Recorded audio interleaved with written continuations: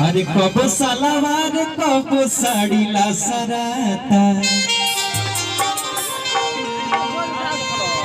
कब सलवार कब साड़ी ला सराता, कब ला सराता मोर बिछावाना हो। तू दुगो मरद से फायदा उठाई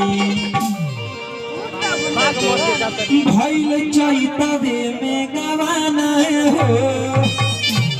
देखो इनका कितना मजा बा। कबो सलवार कबो साड़ी ला सराता,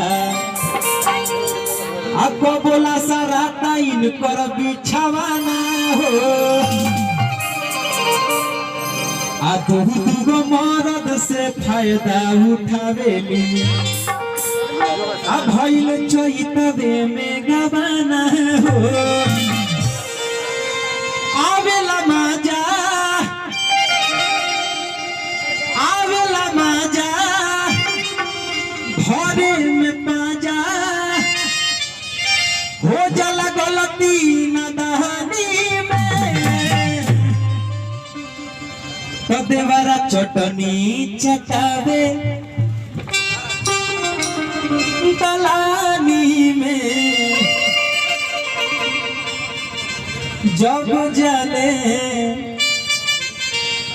बलम खरिहानी में एने देवर संग चटनी चाटा तारी आ खरिहानी में मोर संग का करता रही तो जानते मत।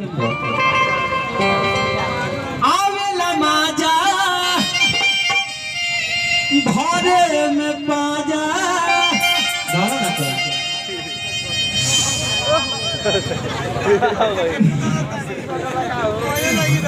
हो जाला गलती हमारा ये जो गलती हो जाए हमारा से काम गड़बड़ा जाए।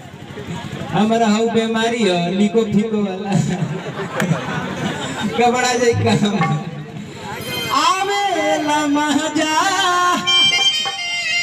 भर में पाजा माई हो सटल रहो, हो जाला गलती नदानी में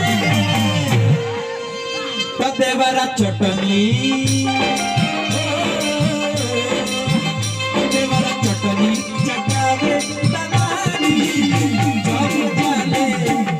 जब जाले बलम खरी कहानी में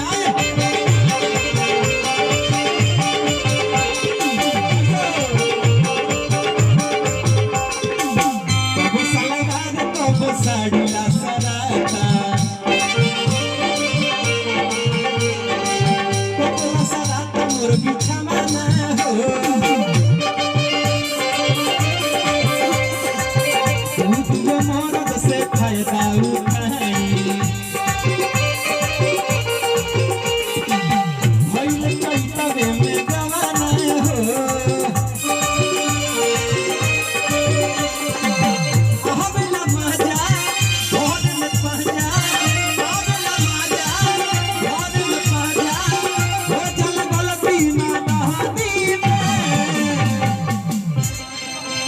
देवरा चटनी